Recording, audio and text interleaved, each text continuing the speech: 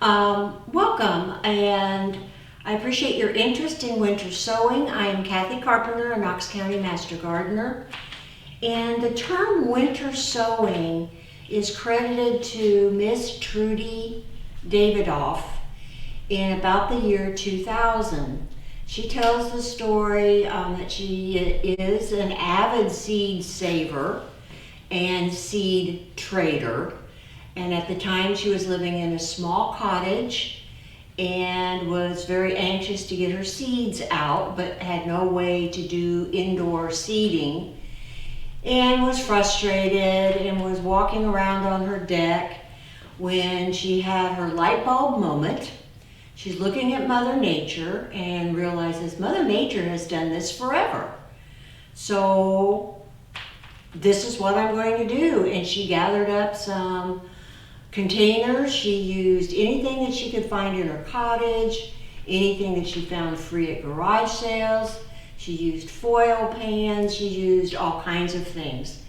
And basically what she did was create a mini greenhouse and cold frame. This was in 2000. The word spread, and in 2006, the United States Department of Agriculture actually validated her concept by putting it in the National Agricultural Library thesaurus and glossary. They defined winter sowing as a propagation method used throughout the winter where temperate climate seeds are sown into protective, vented containers and placed outdoors to foster a naturally timed, high percentage germination of climate tolerant seedlings. If you will look at, I want to kind of explain our resources for a minute. If you have had a chance to print out the handout, and on the back you'll see resources and references. When you look down through the resources and references, you'll notice that there are not many .org or .edu resources.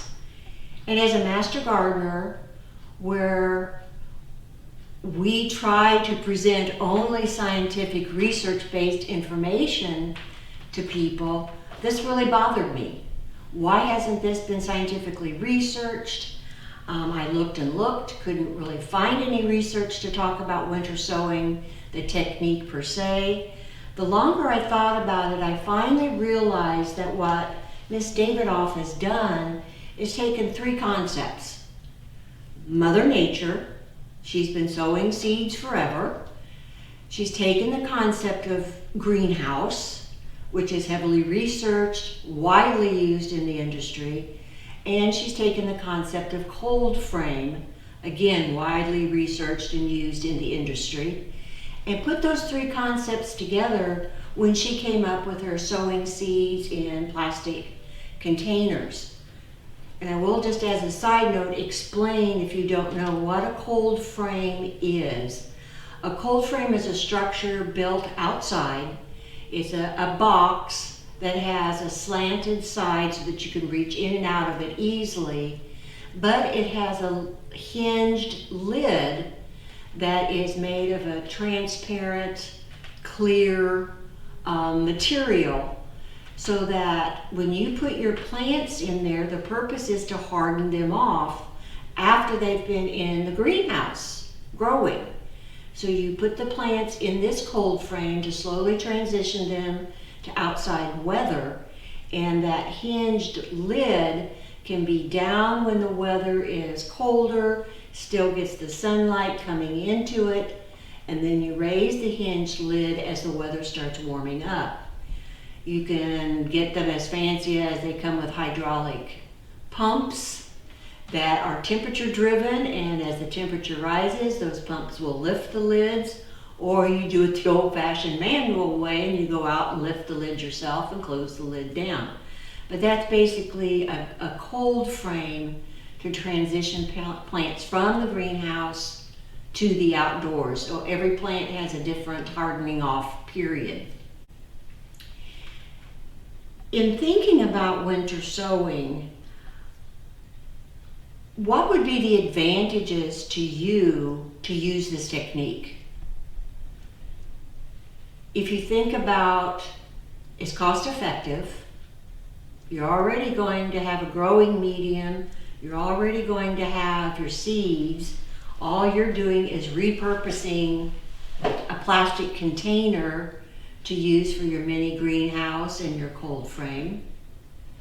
It's less time involved for you, as well as cost, because you're not buying all the things that you need for indoor seating like grow lights, heating mats, the time you have to worry about watering every day or every other day.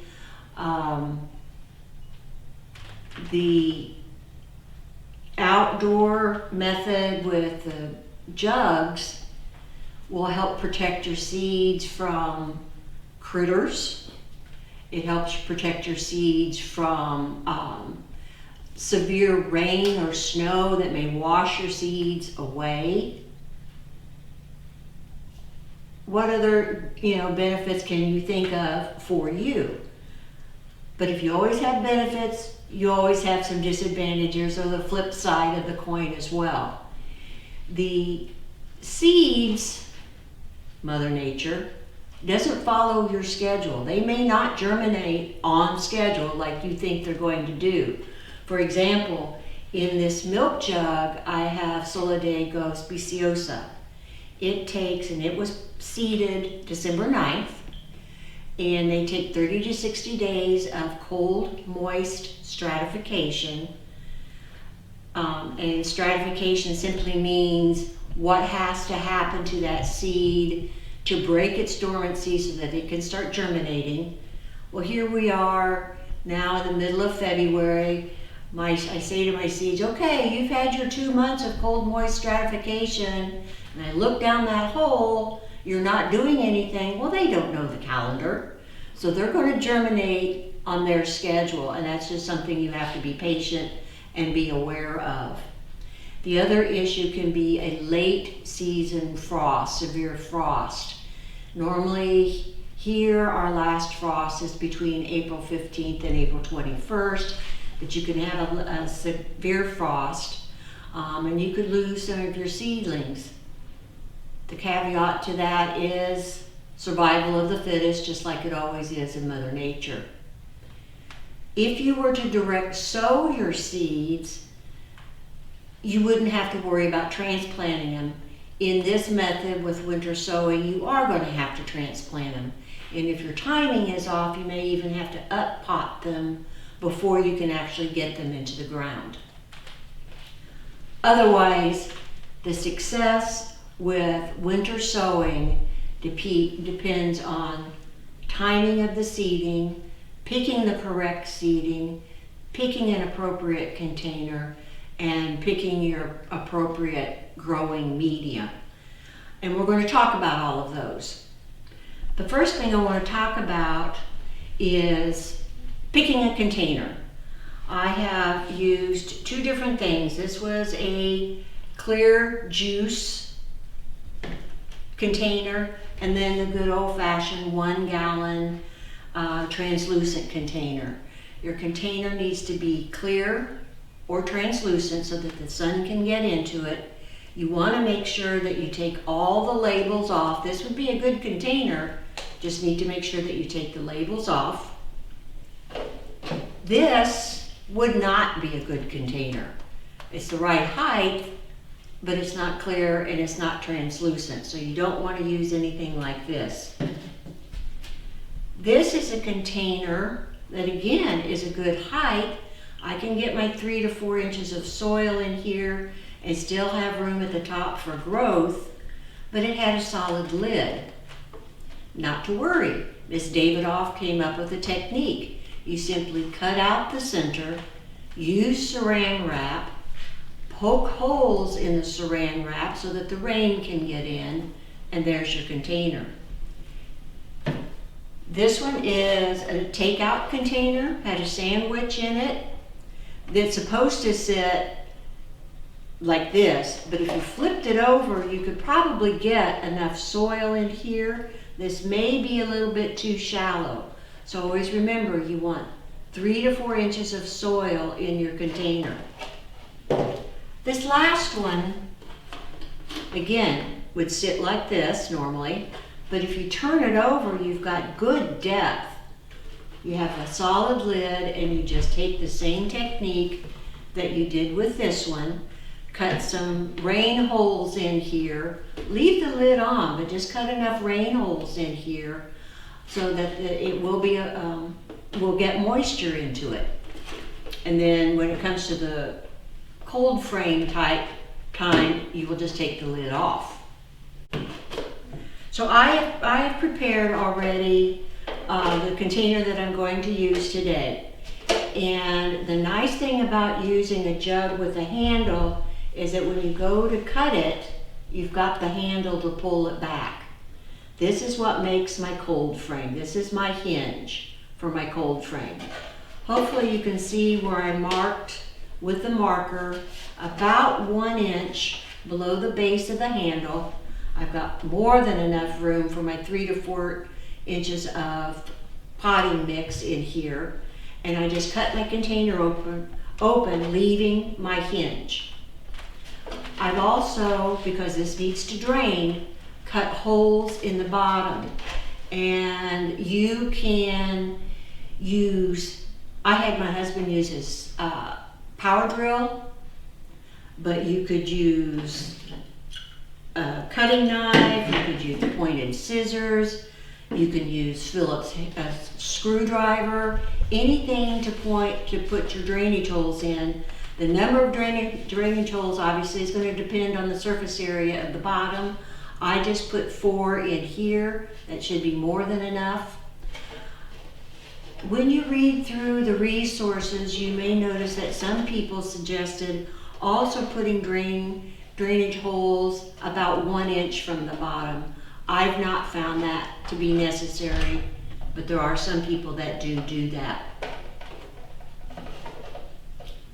So we have our container. Let's talk a minute about the lids.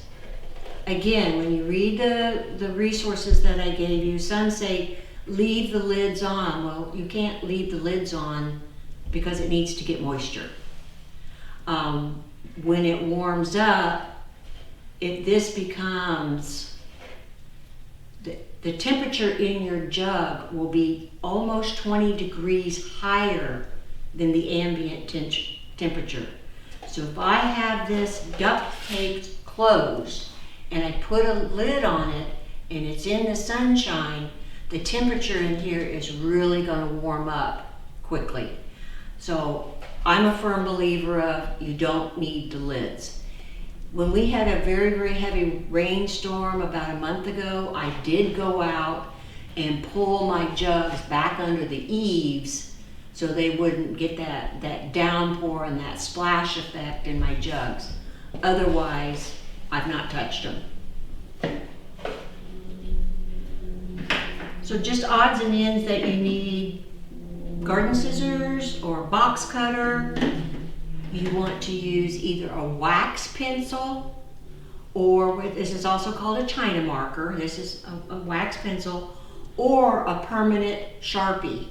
And the point being that this is what you're writing is going to be out in the weather and you don't want it to run. You will also need some type of tag to put inside your container. If you can see the tag here with the label of the seed that you have in there. Let's talk a minute about potting mix. Potting mix and potting soil are terms that are interchangeable. They're used interchangeably, but that's not appropriate. Potting mix has no soil in it. If you look on the back of your bag, and it will tell you down here exactly what the ingredients in your potting mix are, and you'll notice there is no soil. This will be sphagnum or peat moss. It'll be ground coconut husks called core. It may have fine mulched or or shredded pine bark in it, perlite and or vermiculite, and it may have some very low levels of fertilizer in it. There is a difference between perlite and vermiculite, by the way. Perlite, although they're both inorganic materials, perlite is added to your mix or to your soil to help keep the soil or your mix aerated and to help the moisture, the water to drain. Vermiculite, also an inorganic material, helps to retain moisture, so you have both of them in there. This potting mix actually has a little moisture control in it, very little, but as you'll see when we look at our soil, I have never had to add any water to my gallon jug. I have always, for over 2 months now, had good condensation inside my jug. And this is the difference between types of containers. This juice container is a very thin plastic. I have actually had to add water to this once in the last week. I had no condensation whatsoever. And the easiest way, if you have to add water, is to take some type of container like this, fill it with water, and then just set your jug inside the container and let it soak up the moisture that it needs. You'll notice that it has soaked up enough moisture when it starts draining back out, and you can see the grounds of your potting mix. Then take it out and put it back. Like I said, I've only had to do that once.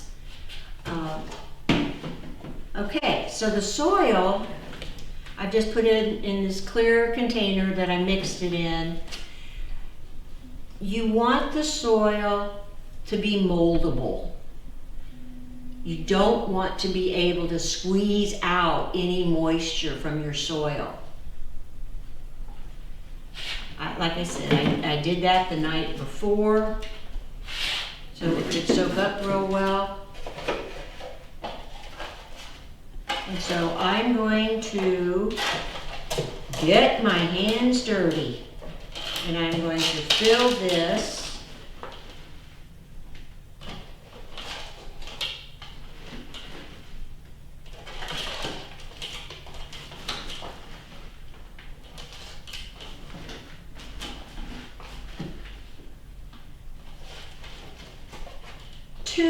you can either fill it up to about the top of it or anywhere from an inch below.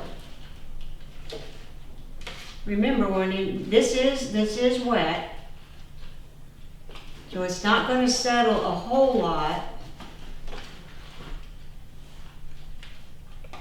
One thing while I'm talking about the growing medium, the reason you don't want to use garden soil, for example, number one, it has soil in it.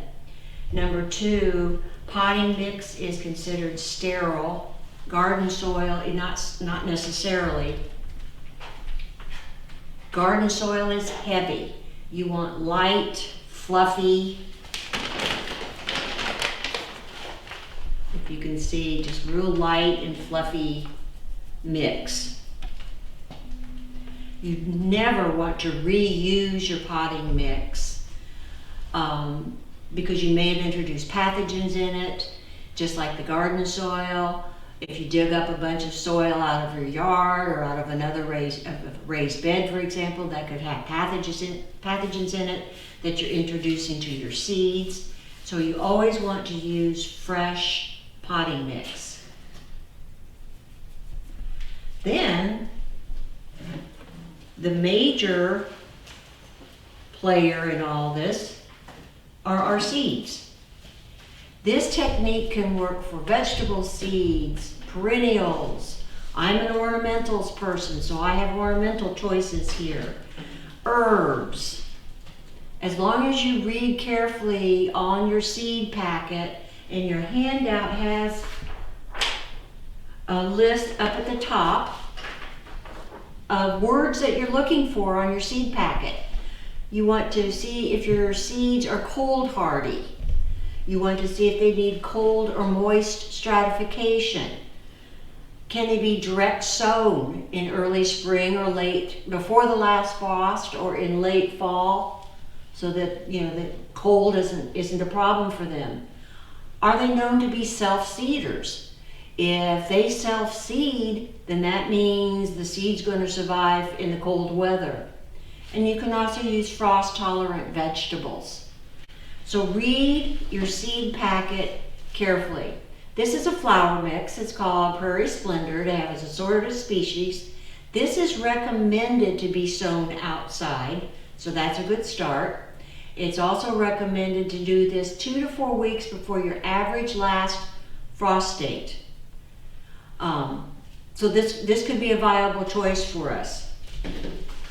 This Cosmos says recommended to sow outside 1 to 2 weeks after my last frost. So this would not necessarily be a good choice. I have here also Asclepias tuberosa butterfly weed. This takes cold, moist stratification, so this would work. But what I'm going to use today is Echinacea purpura, coneflower. This one I want to sow before the last 1 or 2 frosts. So that's why I'm picking the Echinacea. The other information that you want to get from your seed packet is the depth. For example, Cosmos, it's basically ground sown. You don't really want to cover it. For this one, I want to plant these seeds 1/8 to 1/4 of an inch deep, so barely under the surface. And what that tells you, for example, on the Cosmos, this needs light to germinate. On my Echinacea that I'm going to use, it is 1/8 to 1/4 inch below. Now, if you're like me, you tend to want to kind of eyeball things, and that's fine. Well, if you think, it depends on the length of your fingernails, but for example, your fingernail may be the exact size. But if you like to be more precise, you can take a tape measure. I did forget my toothpicks, but you can mark on a toothpick where your 1/4 inch is, or where your 1/8 of an inch is, or your 1/2 inch, until you start getting the feel for the depth. What I'm going to do for my Echinacea is adjust things a little bit here. I'm going to settle my mix a little bit, just bang it on the table here, kind of like fixing brownies. You just kind of bang it, get those air holes out of there. And I'm going to actually add a little bit more now that I've banged it.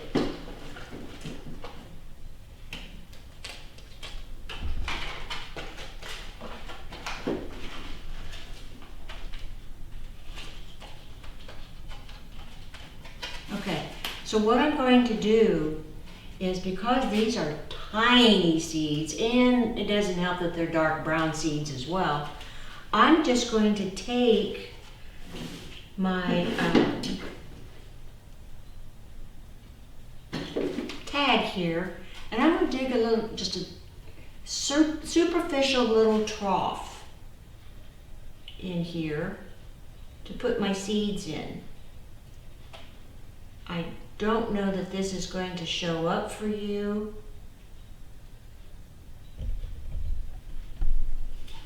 I doubt that will show up, but I've just dug a tiny little trough.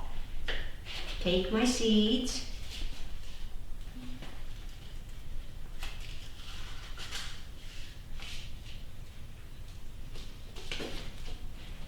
If you can see the seeds, they almost look like tiny little pieces of wood chips. And I'm just going to drop these in here.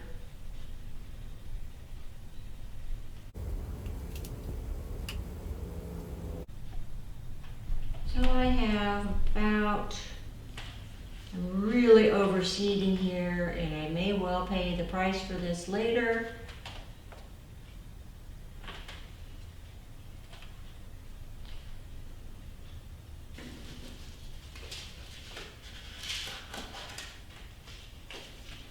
Again, I don't know whether you can see those seeds in there, but because they have to be 1/4 of an inch to an 1/8 inch, I'm just barely going to cover them back up.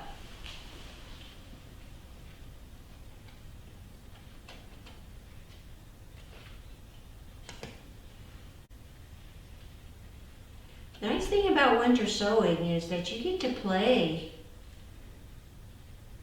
in your potting mix and with seeds when you can't be outside.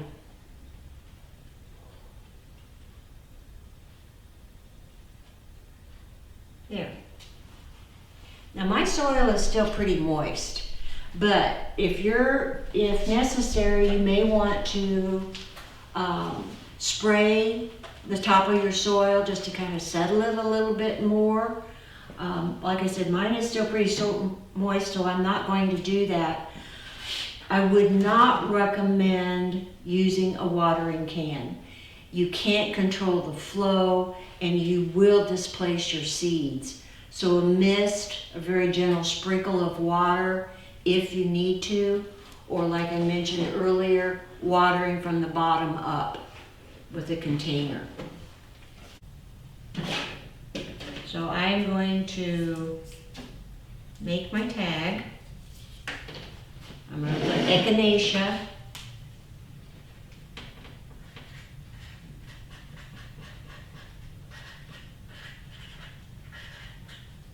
purpura, this is a native, on my tag. And I'm going to put it in the middle because all my seeds are around the edge.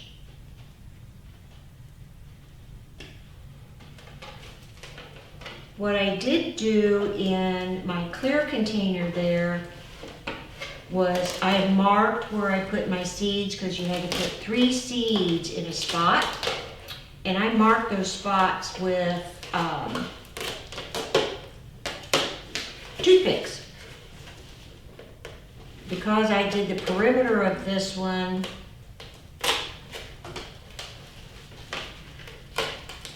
I don't particularly feel the need to mark them.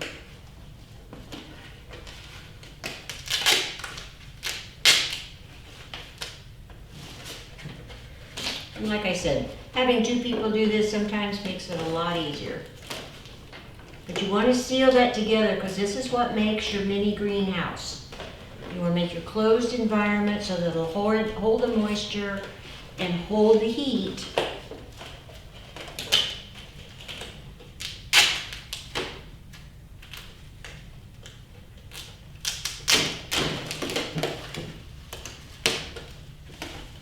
Maybe.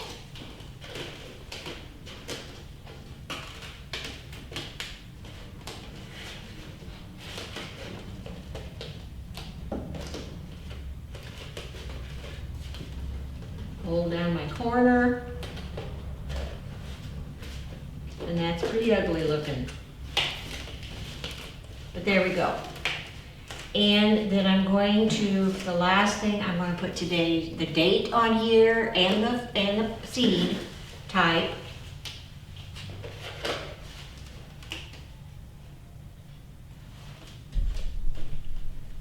And my soil is is draining.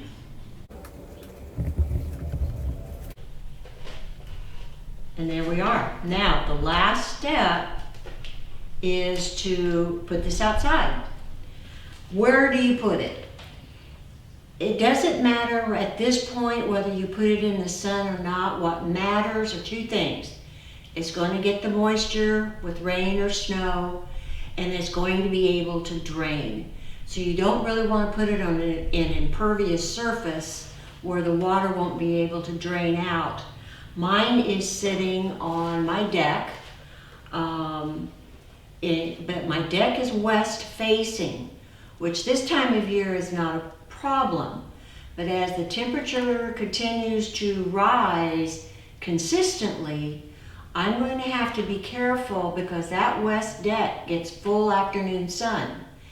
And if my temperatures approach 60 degrees or above, remembering that the inside temperature here can be up to 20 degrees higher, I'm going to have to do the cold frame idea, take off my duct tape, open up the top and let it air.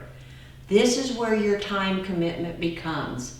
As the season gets warmer, you are going to have to manually do your cold frame idea. Open it up, close it if the nights are still getting cool, retaping, that sort of thing. So that is where your time commitment comes in.